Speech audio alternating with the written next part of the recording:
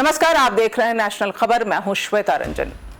पहलगाम की मनमोहक घाटी को जिस तरह से मरघट बनाया गया, जिस तरह से कश्मीर के बूढ़े पहाड़ों पर छीटा गया निर्दोषों का लहू, जिस तरह से उखाड़ी गई मासूम सांसें और जिस तरह से बेवा बनाई गई औरतें, जिस तरह से यतीम कर दिए गए मासूम बच्चे, जिस तरह से इंसानियत को शर्मसार किया गया, जी हाँ शर्मसार किया गया, और जिस तरह से इंसानी शक्ल में आए दरिंदों ने फोड़ डाला जिंदगी का घड़ा, उसके बाद जो उठा है वो सिर्फ रोष नहीं, एक महासंकल्प है, एक हुंकार है।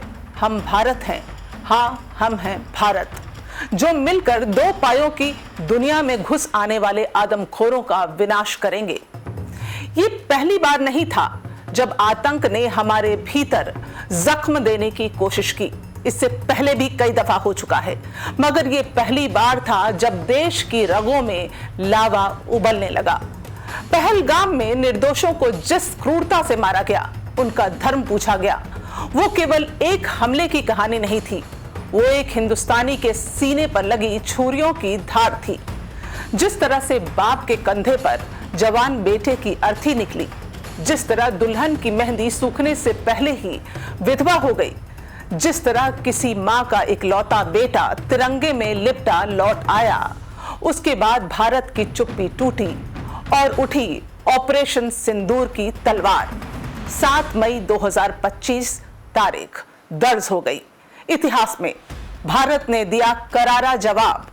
ऑपरेशन सिंदूर के नाम से भारतीय वायुसेना ने पाकिस्तान के बहावलपुर, मुरिंद के और मुजफ्फराबाद में जैश-ए मोहम्मद और लश्कर-ए-तैयबा के अड्डों पर निशाना बनाया। ध्वस्त हो गए शिविर जिसमें बैठकर हमारी बर्बादी की साजिशें रची जाती थीं। आतंक को पनाह दिया जाता था। भारत ने सिर्फ हमले का जवाब नहीं दिया, बल्कि दुनिया को बता दिया, अगर खून बहाओगे तो सीमा पार तक सर्जिकल आंधी चलेगी। पाकिस्तान बौखलाया, उसने कहा यह युद्ध का ऐलान है, मगर भारत ने स्पष्ट कर दिया यह युद्ध नहीं, इंसाफ है, जो हमारे बच्चों के कत्ल के बाद अब और टाला नहीं जा सकता। और इस बार कश्मीर भी चीखा आतंक के खिलाफ, चीखा भारत के साथ।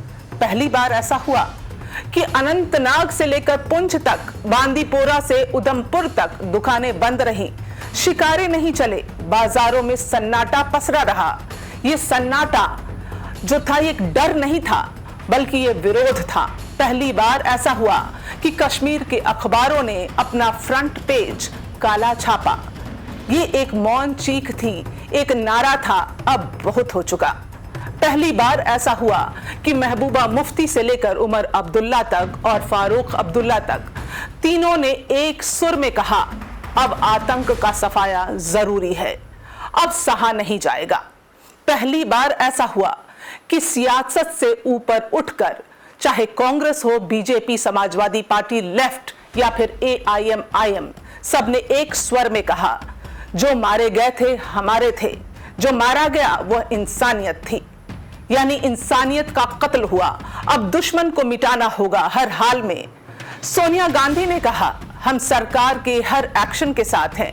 राहुल गांधी और कहा, यह सिर्फ हमला नहीं, युद्ध है इंसानियत के दुश्मनों के खिलाफ।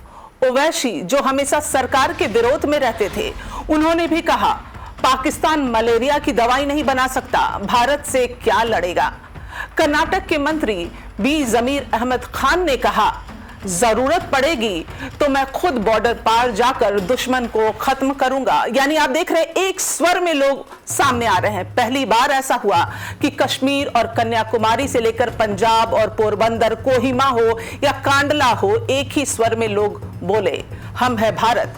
इस बार मरे सिर्फ पहलगाम गए वो टूरिस्ट नहीं, बल्कि मरी हर माँ की ममता, मरा हर पिता का गर्व, मरी हर नवविवाहिता की सुहाग की आस, और मरा हर उस सैनिक का विश्वास जिसे हम घर लौटने का वादा करते हैं।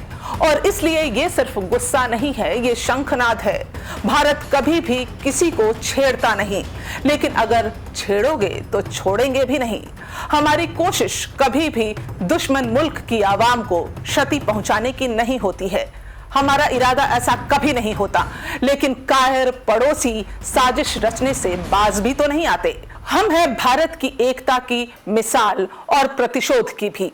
हम हैं भारत जो शांति चाहता है मगर कमजोरी नहीं।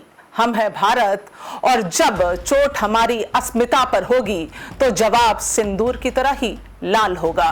जय हिंद।